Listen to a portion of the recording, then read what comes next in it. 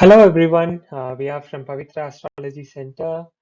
In our last video, we did a small research on general planetary placements for doing higher education abroad.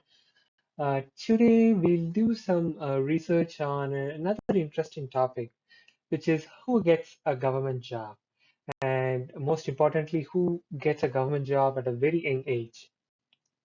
The government job is still an attractive mode of employment in many societies such as India.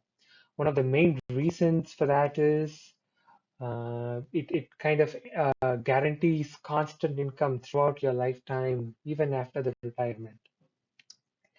So, even though the government job is very attractive, not everyone gets it. So, I know some people who have written exams every year, and even after trying multiple times, they have been unsuccessful in securing a government job. So just like the previous video where we discussed the specific combinations, if one has to get a stable government job, there has to be certain astrological combinations in their natal birth chart. So I also have an example horoscope on my left. And before going into the horoscope, we'll first just kind of look into some general planetary combinations and rules, which kind of favors one with an easy government job. So when we try to talk about this uh, job or a career, one has to first look into the 10th house. So for each and every ascendant, the 10th house is different. So, just for an example, if you look on to the left, this is a Scorpio ascendant, and the 10th house is Simha. Uh, but let's say if you take Aquarius ascendant, the 10th house would be Scorpio for that. So, for each and every ascendant, the 10th house and the 10th lot changes. So, first of all, before getting a government job, one has to have a strong 10th lord.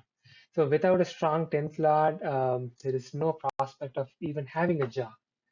So the first and the most important rule is one should have a strong 10th lord as well as a strong sun in their natal horoscope.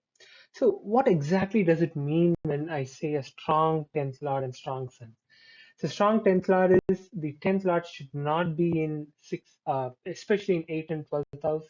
6th house is fine sometimes, but definitely not 8th and 12th house. And this 10th lord should not be conjoined with Rahu and Ketu and the ascendants malefic. And when I say the strong sun, the same rules apply. The sun should not be in 8th and 12th house, and the sun should not be joined with either Rahu or Ketu. So there are also horoscopes where even with sun in 8th and 12th house, and they have actually secured a government job. Let's look into those kinds of horoscopes in the upcoming weeks. The next important rule is favorable conjunctions of planets with respect to the 10th house. So most of the astrologers, they just discuss every yoga and every planetary combinations with respect to the lagna. But the lagna just denotes the person itself, and it does not denote anything with respect to the profession. So if you have to analyze something, some kind of the prospect with respect to a particular thing, you have to use that as the lagna. So in this case, you have to consider the lagna as the 10th house, and you should have favorable combinations with respect to the 10th house. The next rule is the 10th lord in connection with either Sun or Mars. In general, Sun and Mars, they are connected with the government jobs. I've seen horoscopes where association with Mars gives kind of a job in military, uh, and and sometimes even during the Venus Dasha, I have one horoscope where The person ran Venus Dasha for 20 years in the nakshatra of Mars, and he was actually working in the military for the entire Venus Dasha. So, uh, in general, in any planet, it actually does the job of its nakshatra. So it's very important. Somehow the 10th Lord is connected with Sun and Mars, or in the nakshatra of Sun and Mars, or let's say the 10th Lord is somehow associated with the house of Sima. So another rule is, in addition to the 10th Lord, let's say if more planets, if they are in the nakshatra of Sun and Mars, that also kind of favors getting a government job. And most importantly, as I have said in my previous video, so what you could have tens and hundreds of yogas in your horoscope, but you need to have a good dasha, and especially at the correct age, in order to kind of enjoy those yogas. So between, let's say, 20 and 30 years of age, you'd have dasha with planets in the nakshatra of, let's say, either Sun or Mars, or the corresponding 10th lord. So these are just some general astrological rules.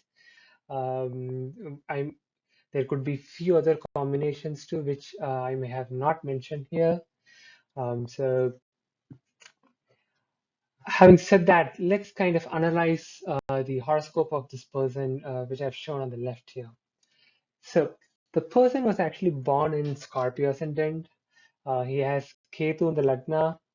He has Mercury, Sun, Venus in the third house.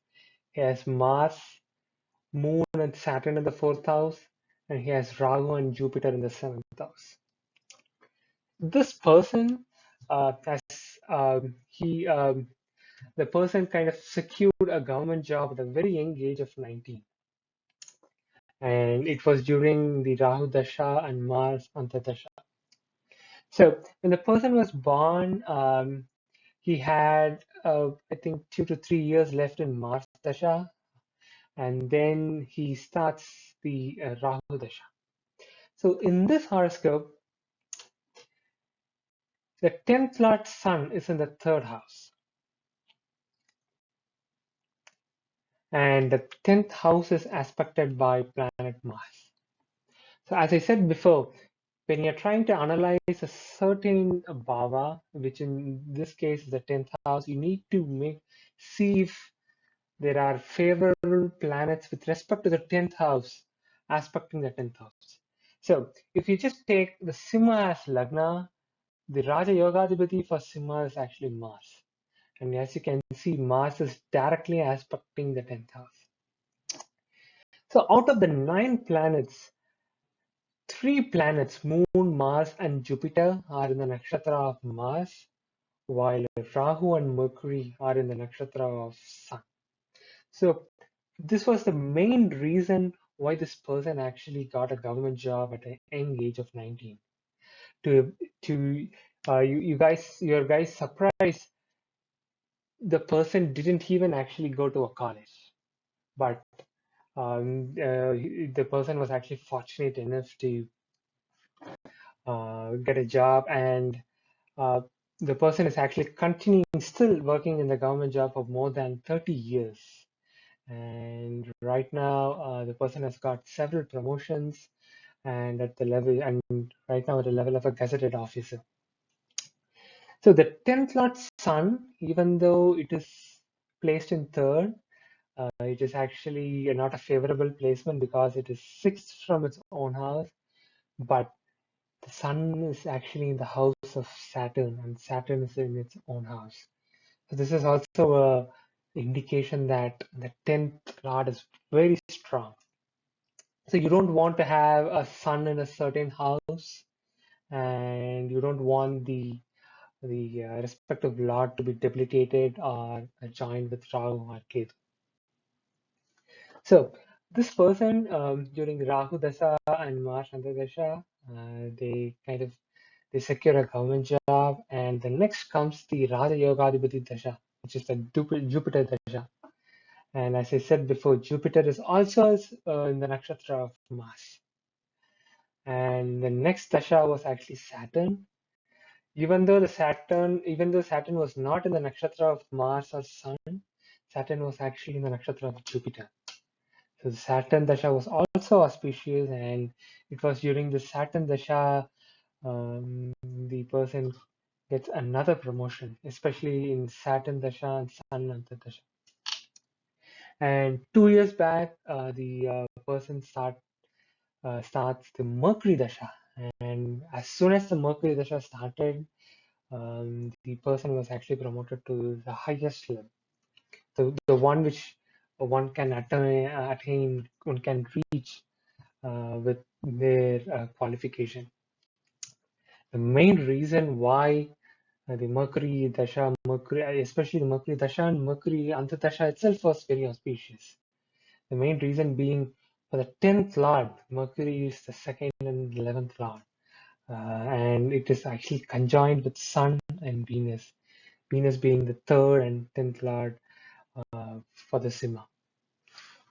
So, friends, this is just one horoscope, and I plan to also kind of analyze several peculiar and interesting horoscopes in the next upcoming videos. If you guys have any questions, please write in the comments. And if you guys want your horoscope analyzed, please send us an email to pavitraastrologyconsulting@gmail.com.